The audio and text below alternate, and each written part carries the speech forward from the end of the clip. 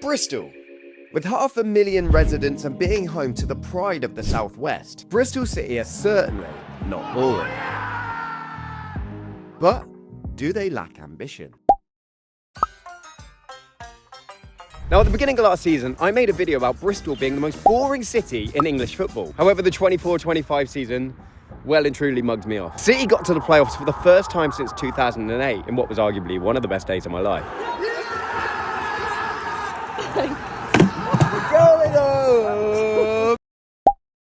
And on the other hand, Bristol Rovers, the little cousins from down the road, got relegated from League One. It's objectively hilarious. This video isn't about them, it's about City. And after making the playoffs for the first time since 2008, has the club actually got ambition? And can we push on again and not only make the playoffs, but get promoted to the Premier League?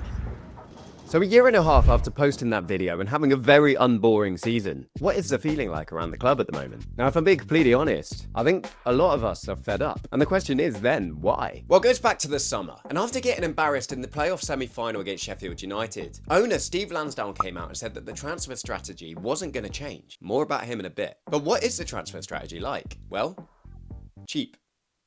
It's very cheap. The summer saw City do quite well in the free agents market. But January, that was a bit of a disaster. City let go of 9 players, either permanently or on loan. But the real kicker was selling our best players to 2 promotion rivals. With 6 months left on their contract, Zach Viner went to Wrexham and Anis Mehmeti went to Ipswich Town. If I'm being honest, I don't begrudge any players that have left City this window. But then the next question is, what happens with the money that we make from the sales? This January, City made an estimated £17 million in total, with the majority of that fee coming from Antoine Semenyo's move to Man City from Bournemouth, where we had about a £10 million sell-on fee. And we bought in 6 players in total, spending around £6 million.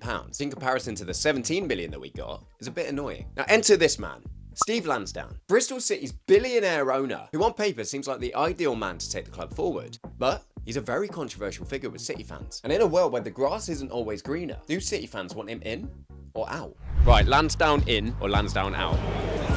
I'm Lansdown out. I think he wants out as well. You look at how the club's run with people at the top level. I ask myself, are there like real top football operators there? And I'm not sure. So I'd welcome new ownership now, I think. Lansdown in, 100%. He's a local man and he's supporting his local sport in the community. He's my show with mine, and I have to say out.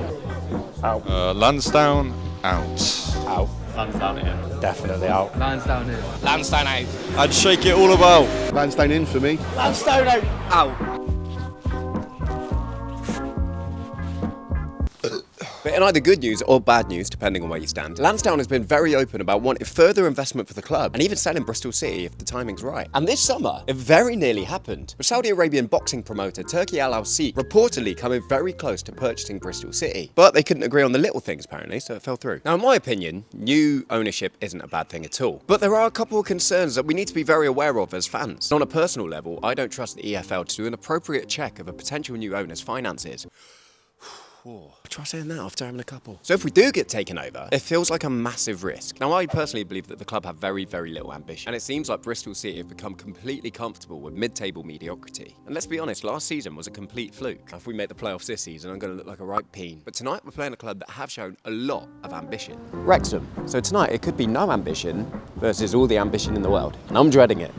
Now, Wrexham have shown a huge amount of ambition, but they've also had an incredible amount of resources to do that, including a Disney Plus contract and a literal superhero. So it probably isn't right to compare the two clubs in terms of ambition. When this game, Wrexham dominated the first half, going in 1-0 up and leading me down the road of a depression pie.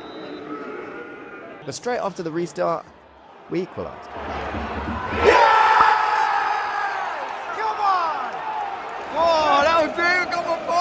Come on! And despite the pleasure of the succulent meat hitting the back of my throat, we were soon...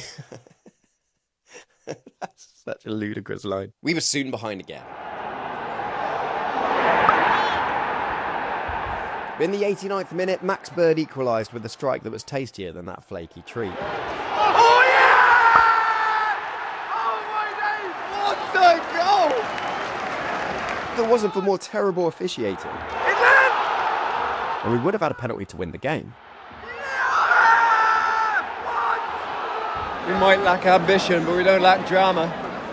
Full time. What a game. That was ridiculous. Boys, that reminds me. 22nd of May, it's a Friday, I'm going to be playing at Ashton Gate. Last year was the big... What are you doing? Last year was the inaugural.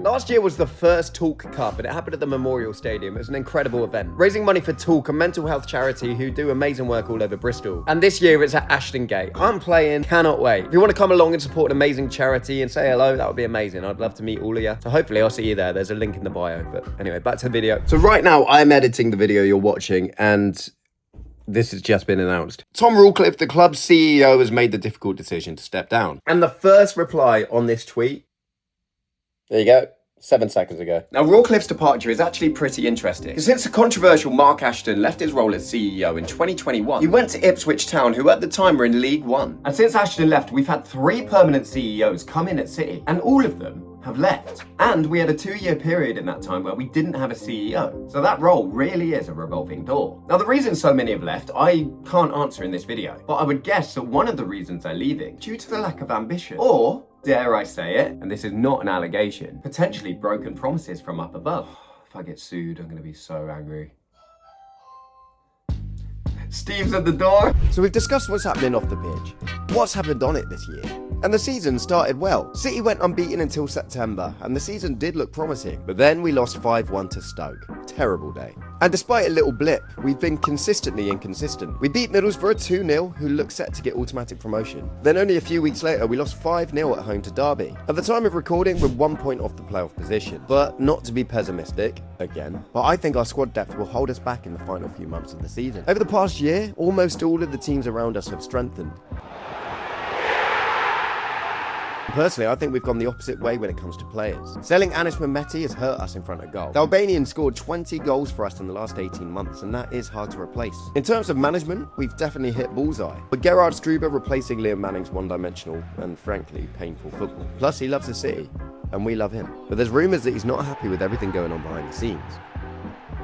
But regardless of the owners and regardless of results and anything else, there's one man that causes the most frustration for Bristol City fans. The club's technical director, Brian Tinnion. And controversial isn't even the right word to describe it. Now, Tinnion started out his journey at City as a player and became an absolute legend for the Robins, playing for 12 years and scoring some of the most important goals in the club's history. And after retiring, he did a lot of work with the youth system, bringing through some pretty big players, including Antoine Semenyo. But in 2022, everything changed. He was internally promoted to the role of technical director, and here's where it gets tricky, because a lot of City fans don't even know what he does. He's being deemed responsible for our poor recruitment over the last few years. He's been accused of allowing players to run down their contracts and leaving on a cheat, and there's been a lot of rumours about his role in players deciding to leave. But I don't want to go into that because it's all rumours and I don't want to get sued. And despite having a massively important role in progressing the club, a lot of people have accused him of regressing the club. So, what do people think of him in one word? Sum up Brian Tinnion in one word. Clown. Oh, God. Questionable. Inadequate. Great player, everything else.